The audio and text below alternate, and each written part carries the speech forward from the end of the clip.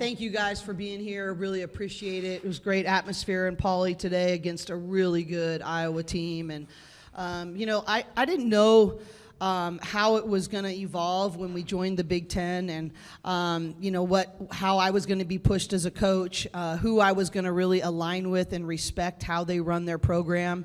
And Jan has become one of those people that I not only respect, I not only get better because I coach against her, but I look up to her because of the way in which she's led, especially following, obviously, Caitlin Clark and all the other things, how she's blazed her own trail and how she's done it in such a classy way.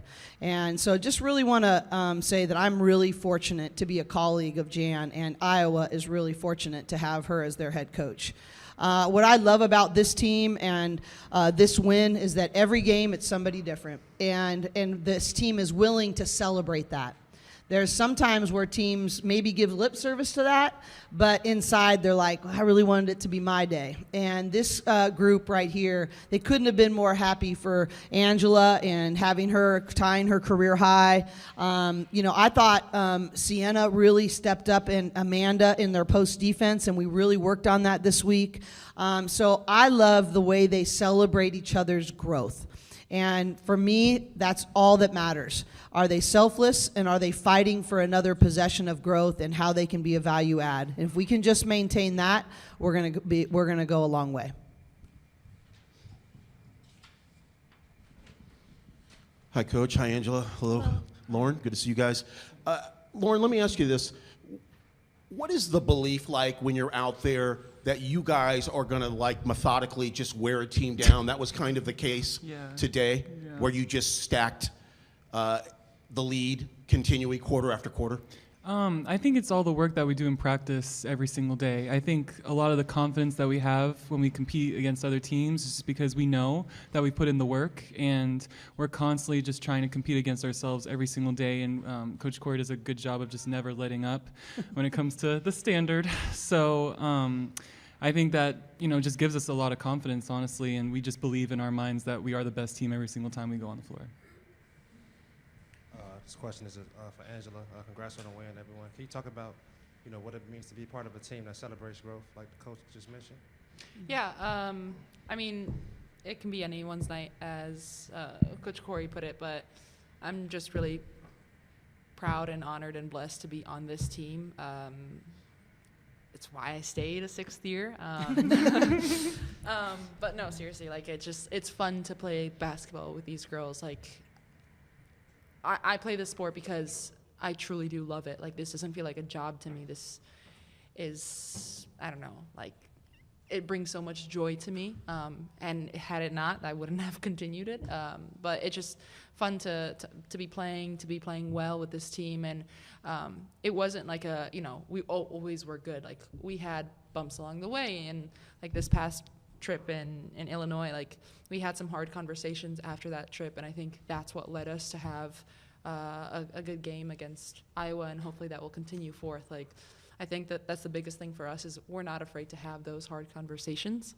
That's it. Isabel Gonzalez, CBS Sports. Lauren, I asked Iowa about how you guys were dominating the paint, and they highlighted you. So I'm wondering what you did right and what your team did right in that area. Yeah, I think a point of emphasis for us is to just always, get the ball inside. I feel like, we have a really amazing post presence, and, we're really skilled in that. So I feel like that's just always something that we want to continue to do every single game. But like I said before, we give ourselves the best competition every single day in practice. Our practice guy, Johnny, he never lets up on us every single day. He embarrasses us every other day in the post, so I feel like that just gives us an extra oomph every time we come to practice. So I don't know, I think it's just a lot of the confidence that we have because we just compete every single day.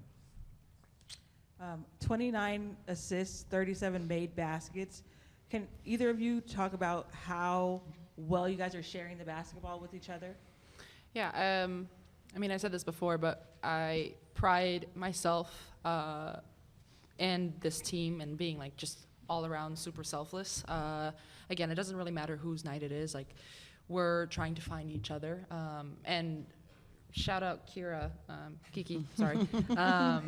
7 assists, 0 turnovers, and Cori mentioned that in the locker room, and who knows what her stats have been the past month, but she's been doing such a good job of just obviously passing, but just taking care of the ball. And the rest of our guards as well, like we're just, that's like the hard part. It's like you have to have this balance of, post presence, but also guard presence. And we're still trying to find that balance, but yeah, it's just like, it can be whoever's night. For Lauren, we saw you get a little hurt on practice on Friday. Just want to check if you're all good from all that. Yeah. I'm all good. I'm all good.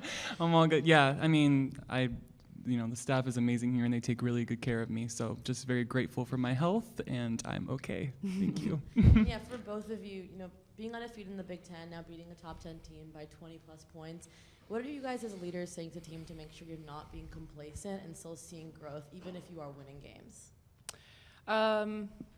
Last game, we had this conversation before our game about being the lion, and just, I hate that I'm even using that, but because I'm not really like that, but just not the target is not on our backs. We have the target on other people, and just having that mentality of we're going to these gyms, these arenas, and people are coming to see us. They want to see a show, so we're going to give them a show, and we're not taking anybody or any team, any game for granted. And I don't care where you're ranked or who you are, at the end of the day, you're our opponent, and that's it. Wanted to follow up on what you were talking about with the hard conversations. Can you maybe talk a little bit more about the impetus for that, what came out of it, and how it's helped you grow and have a showing like today? Yeah. Personally, for me, I just need to stay composed, especially in some foul calls and all that different stuff. I have a lot of reactions, but that was part of the conversation. And then again, I'm gonna go off myself. I know I have to do a better job rebounding, but I think everybody took accountability for what they can do better. And I think the really big thing for players and for coaches, we were able to not only not call a person out, but say hey, I need you to do better than this, and then the other person receiving it. And I think that showed up in this game right now. And we talk about players always doing that, but a shout out to the staff for doing that. I think Cori did a really good job with that, and the rest of the staff. It's just we're continuing and striving for greatness, and you have to do that with those hard conversations. Is that a standard that you guys had last year? Obviously, we're still really good, but fell a little short. Is that a different attitude, a different approach that you're taking this year? I think, to be honest, I feel like a big difference that I see is just the honesty and the just get straight to the point. And I feel like there's a lot of honest conversations, like Angela said, happening this year. And I feel like we're just trying to nip it in the bud immediately and figure things out. And, like Ange said, I think I'm really proud of how, we as players and the coaches have just collaborated on everything and just making sure that we're on the same page, because we all want the same thing at the end of the day. So we're going to do whatever it takes to do it. But yeah, I'm just really proud of the communication we've had this year. I think it's made a huge difference, for sure. A lot of fans at Poly this afternoon. What difference does that energy at home make? The biggest difference. It's just so fun playing with a bigger crowd, because then just when you're doing well, the energy and the noise and everything, it just adds so much fuel to us. Whenever you guys can, come to Poly, because it really does mean a lot to us. And yesterday we were at the men's game versus Indiana, and they almost had a sold-out crowd, which is amazing to see for them. And I just, which is completely well-deserved, and I would love to see that same energy for us. Period. Anything else for our student athletes? Thanks, ladies. Thank you. Yeah, I just wanted to piggyback on what Angela just said about the crowd.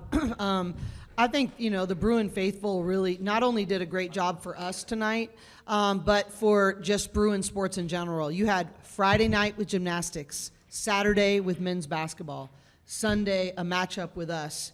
And so just want to say thank you to all the Bruin fans that came out to support our teams. It really, really makes a difference. And I appreciate the administration, the staff, all that goes into putting that production on 3 days in a row, that is not easy. And, to have the kind of energy in here, it's not even just about the numbers, it's about the energy and the way that our players and the play is appreciated. And I just want to say thank you to everyone that contributed to making that happen. That was a hard weekend for a lot of people that we got to benefit from. Double bigs for both teams, right? Yeah. Like a throwback kind of. It was a little bit. Right? Can you talk about Angela and Lauren's performance today versus a formidable duo in Hannah and Ava? Angela earned every single thing that happened today. Her work ethic is just undeniable. And but the thing I'm so proud of is her consistency this year. She would have some moments or days last year. She's been talented for a long time. But the consistency with doing the simplest things with elite consistency, that's what I've seen the growth in her. But I also think she benefits from how dominant Lauren is. So we're able to pick on some different matchups. But I could not be, we posted her up. She attacked off the bounce, and then we were able to run plays for her to get 3-point shots. Show me a more versatile four in the country. She's just spectacular. But what I like the most is how they all work to make each other better. I thought Sienna Betts, her rebounds per minute is unbelievably high.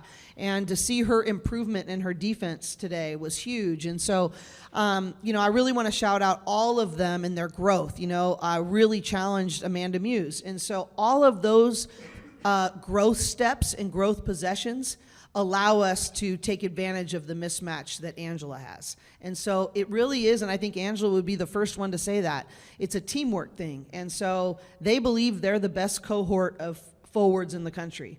And you can never outperform your self-image, and theirs is pretty high. Coach, so Lauren brought up the practice players. So I'm wondering what kind of things you guys do in practice, and can you tell us anything else about Johnny? Johnny. The practice players, I just think they're unsung heroes. I think if you asked any coaches around the country, they would tell you that they're such a huge part of the development of their program. Our guys are there literally because our players love their individual workout time. So they started, even this morning, they started at 7 a.m. and they started their pregame routines. And the scout guys are at every one. Not only are there for the 2-hour practices, they were there for every individual shooting session. They went to the film sessions. They went to the walkthrough shoot around. They're here, cheering us on. And it's hilarious because if they were a specific person and that person goes off, they're like, well, yes, you didn't do your job. And so they're just a part of our family. And now when the rules have changed that we can bring them on the road, that's even put an added benefit for how they go about their jobs and what they're doing. And they were out there in the snow, it was freezing, both when we were in, where were we before? Northwestern and Illinois, but before that. Minnesota and Nebraska. And, they were out there loading bags and just doing whatever the team needs. And they truly are unsung heroes, and we couldn't do what we do without them. Hi, Cori. Chad Leistico from the Des Moines Register. Listening to your team, it's clear that it's a veteran squad that's refining itself at an elite level. Flip side, you guys were going against a team that at times was playing 5 freshmen and sophomores. Can you kind of maybe empathize or walk through kind of how hard that is to do against a team like yours right now? Yeah, I think that they could have some great possessions, but, sometimes they might play really good defense, but we just had better offense. And sometimes when you're a young group, it's hard to have them understand that, you just did a great job right there, but they just have a few years of experience, and they're, sometimes you're not going to get rewarded in the way that you think or the way that you did when you were in high school or AAU. But I think, I said this about the young group that we went against, at Illinois, who I think they have a really good young core group as well. It's not easy to, stay the course. I was just in the locker room talking to our 3 freshmen about how much I appreciate their growth and how much they mean to this team. But that's hard to believe sometimes, and especially when you're in the thick of the season. And, I just would say to that group, trust your coaches, first of all. They have a great coaching staff. They have a great administration that's giving them what they need to be successful at the highest levels. And the bottom line is, if you miss out, if you jump too, I always talk about like the high state of mind and low state of mind. And sometimes when you're really struggling and you're a low state of mind, people are so tempted to jump, but it's usually happening right before they're about to come back up. And that's how sort of life and adversity works. Everything we want is usually on the other side of hard. And, I keep waiting for me to grow the most when I'm, drinking a glass of red wine on the beach, but it never happens that way, right? It really only happens when you're struggling and when you lean into the hard. And I just think, Iowa's got a group that if they'll just hang in there and lean into the hard, they're going to reap a really great harvest. Hi, Coach. Good to see you again. I know you preach in the moment in practice, in the moment in games, but I'm going to attempt to ask you a big picture question right now. When you are not here, practice or games, how much do you pay attention to the other top teams in the women's game right now, particularly UConn? I asked Coach Jensen, since she's played both of you, how she sees the comparison between you guys and the Huskies. She better say the right thing. She stated their full court press and the ability to speed you up and your game down low. I'm curious, in this process of bringing this team along, since that was a team that knocked you guys out in the semis last year, how close do you feel you are to where you need to be with the tournament play a month away? We're not yet. We're not. I think that, one of the things that last year taught me as a leader is that you can never feel like you've arrived at your standard. And the team that starts reading what the outside world's saying about them or starts settling into a comfort zone, they're the ones that lose their momentum and lose their edge. And, I think that the edge is a really good place because it's where your talent is really not the factor. It's when you're forced to develop the discipline and skill that it really takes to be successful. And I want our team to live on that edge every day. And that's really my job, is to not allow them to just play with their talent. Because that is not going to be enough. But to answer the first part of your question, I'm a total hoop head. So I watch more basketball than probably just about anyone you're going to meet. And I just love it. But part of that is I'm learning all the time, like, okay, what are they doing really well? What might that expose in us? How do I need to keep pushing here? What could that look like? We were all watching, some of the games, the UConn-Tennessee game and the Michigan-Michigan State game during our pregame meal. And I love listening to what they're talking about and how they're processing it. And there's just a different level of maturity about that. They'll be like, oh, yeah, that'll be important for us. Or you just hear little comments that they're allowing the best of the best to teach their hearts about what they're going to need. And, and I think, honestly, that's what we gained from getting our teeth kicked in a little bit by Texas is like, okay, like, how bad do we want this? And because it's going to be really, really hard. And are we willing to go grab what we say we really want? And I think they are. But I just think you can never get tired of like pushing for the next part of growth. And I really think outcomes are a distraction. I'm not, people ask me all the time, is this championship or bust? Absolutely not. That is not my mission. My mission is to have us present-focused and a growth mindset and to be others-centered and to be able to master our craft with a level of excellence in our process. And I think if I start thinking about anything other than what that teaches our standard today, then I'm not being a very good leader. Coach, earlier in the season you mentioned just Angela's willingness to adapt to a bench role, and just that is for her to have that willingness and then still have nights like this. Unbelievable. What does that do for the team? And I think I shared the story about she could tell that it was just really hard because we had 6 starters, like for real, and not coach speak or, it just was. And she just came to me. She goes, I don't care. I don't care if I never start a game. I just want to help our team win. And even tonight, I said, Angela needs 3 more points to tie her career high. And they were like, yeah. And she goes, I don't care about that. Just win.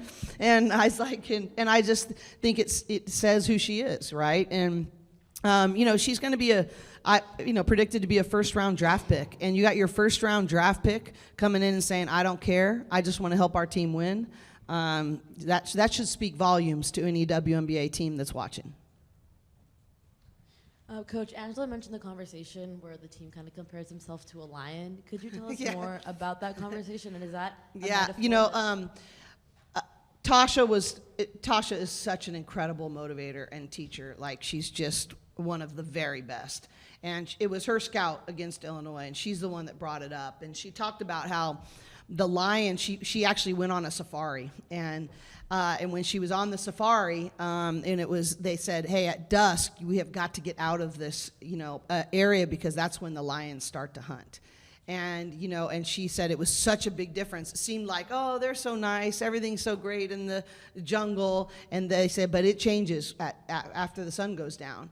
And she talked about how we can be really great people and really have a lot of fun together, but we also have to understand when the sun goes down, and that when lions need to hunt.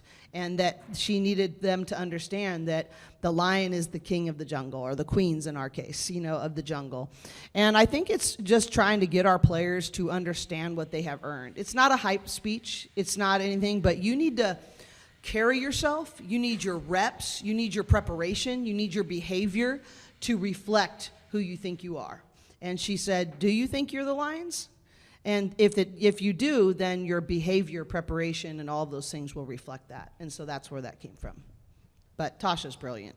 So, Coach, you've got Rutgers on Wednesday, Yeah. but after Rutgers, you've got what probably will be one of the toughest road trips of the season. Totally. With Michigan and Michigan State.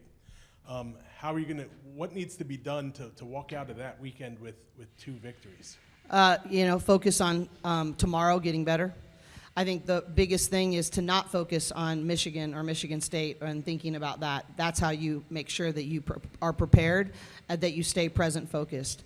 It's actually really easy for us because Shannon LaBeouf, who we love dearly, who we're going to celebrate before the game, is the associate head coach for Rutgers, and we cannot wait to have her back and to celebrate her, but also to just take another chance to get better.